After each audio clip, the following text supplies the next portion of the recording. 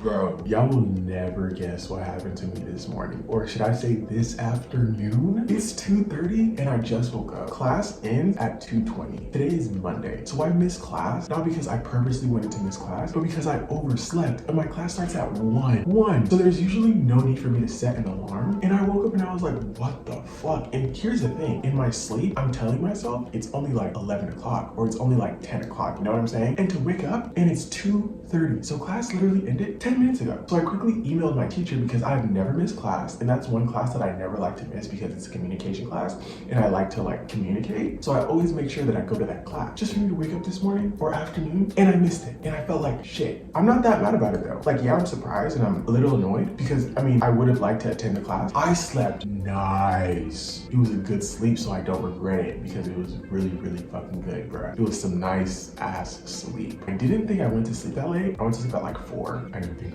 I went to sleep at like 4. Usually, even though I go to sleep at 4, I can still wake up at least 11 o'clock. So the fact that I woke up at 2:30, I needed the sleep. I needed the fucking sleep. Wow. I'm kind of proud of myself because I feel amazing. Like, I feel energized. I feel healed.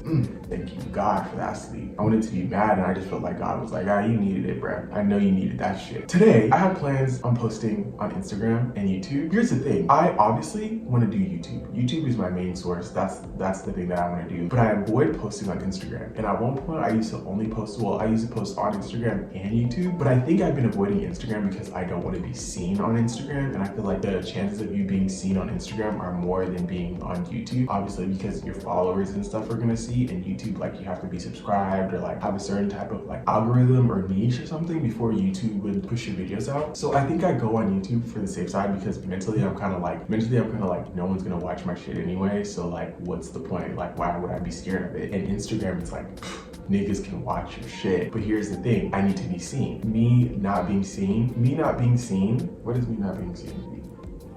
Me not being seen, it kills the purpose. Like, what's the purpose of you doing YouTube and doing what you want to do and being like, I don't even want to say a celebrity or influencer. What's the point of it though if you're afraid to be seen? It doesn't make sense. You can't be afraid to be seen when this is something that requires you to be seen. So yeah, like, I avoid Instagram because I'm embarrassed. So today I'm gonna try to post a video. I'm excited about it because I'm ahead when it comes to video. So like, I have like a week's worth of videos that I haven't even posted yet. So by the time I start posting the very first video, I would have been like 7 days ahead to make more videos, so I don't feel like I'm behind on something and I don't have to feel like, oh my God, I have to, be aggressive with the shit. I can just let it flow. Kind of excited, kind of nervous. I haven't even edited the first video, but I've edited the rest of the video. And then there's also this video that I need to edit, so I need to edit this as well. It's so interesting because the first video, I had like a full face. My hair wasn't cut, so they're gonna be like, oh my God, this nigga looks like a bum. Not knowing that like I've already cut my hair and they probably have to wait till like the third video to catch that. So it's very interesting. It's like,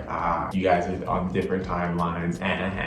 So that's funny. Okay, so last night I was thinking about like guys, right? Because sometimes I'm up and I'm just thinking, and they're not bad thoughts, but I'm just allowing my thoughts to come up and like analyzing the ones that like I feel like need to be analyzed. I like to talk to guys, right? And I feel so ashamed about it. And so I asked myself, why are you ashamed? Like, why are you ashamed to want to talk to guys?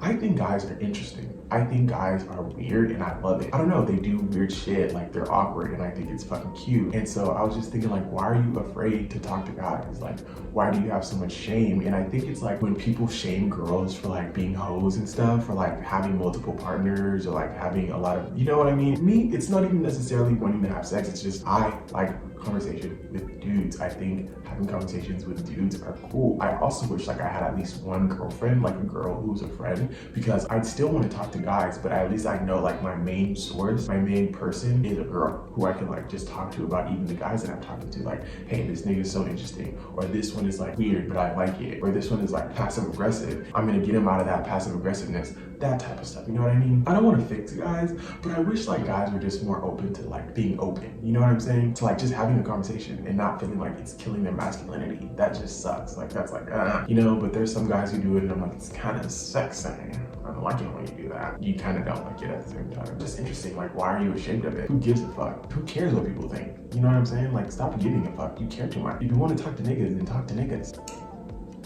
I saw this cute boy at the pool in our jacuzzi in my apartment for the first time. And this is the cutest boy that I've ever seen. Well, the second cutest boy. The first cutest boy, I was in the elevator with him. And so like, I didn't really get to see a full face, like, you know, but I did like enter the elevator and he was standing right there. Like his phone leaning up against the wall. And I was like,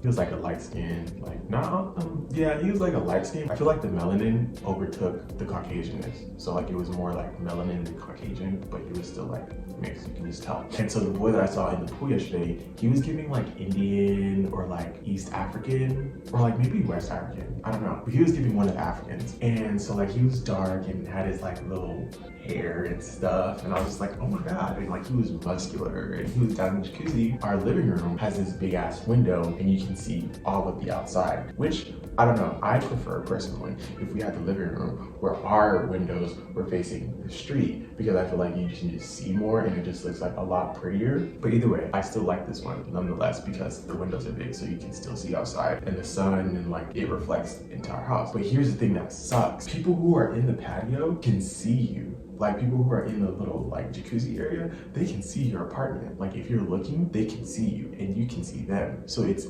clearly visual. And so he was in the jacuzzi and one of my roommates opens the fucking window, like to the point where they can see the whole apartment. And I couldn't help myself. I wanted to stare. And it's not like me. Like I usually want to stare, but I get scared because I'm like, bro, I don't want people thinking I'm a fucking weirdo. But him, I was staring and I didn't give a fuck because he was cute. And I think he gave me a stare too, but I think it was kind of like just a stare. He was just looking, but he definitely noticed me checking him out. But I'm not gonna be upset about it. I'm not going to beat myself up. I thought he was attractive and hey, that's it. That's where it is. I'm still very conflicted or confused because I don't know what I want to do. These little talks that I do in the toilet, on the toilet, is nice. I'm not gonna lie, I kind of like it. I just wish I can come up with things to talk about where it's like fluent and interesting. I can be able to talk for a certain amount of time and just like say my piece and say what I have to say. Sometimes it sucks being African because you feel like you're so limited to what you can do and what you can talk about because of like your family and stuff and what they're gonna say and how they're gonna see you, and it's just like so annoying.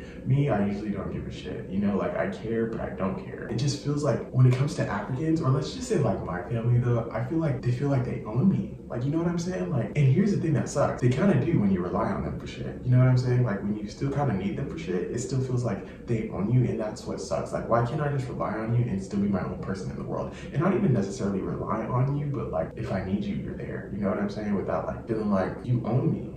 Or like I belong to you, like I'm your property. That's what sucks. You can't really say how you, well you can, but like it comes at a price of like backlash or like backtalk, or why are you posting that, or why are you doing that? And it's just like, bruh, people get to do crazy shit all the time. I'm not even doing crazy shit. I'm just talking about shit that a lot of people don't want to talk about. Just doing things that a lot of people don't want to do. And that's not necessarily bad. I want to do things people don't want to do. I want to talk about things that people are afraid of. Because if I don't talk about them, or if other people don't talk about them, who's going to talk about them? Someone has to talk about them, because we're so used to being censored, and that has made us sensitive towards everything. So everything is like, oh my God, it's a forbidden fruit. Like you can't do shit. Well, you can, but like in the Christian world, everything's forbidden. But either way, that's all I have to say. Thank you guys so much for tuning in. I enjoyed this segment with my blanket. I love these type of blankets. What are they called? Polyester, I think. Yeah, polyester blankets. I love these blankets because they feel so good. And this one isn't too big, so it's like the right size for me to just sit here and talk. And I love it. I love it. I love it. It feels so good, and it makes me feel so warm and loved. And when I'm hanging out with my roommates, I just bring it into the living room and I'm just like this. I look like one of those girls in the Bible. I don't know what their names are, but I just feel like it's giving me Bible girl. So yeah, thank you guys so much for watching. If you made it this far, I really appreciate it. And I will talk to you guys later.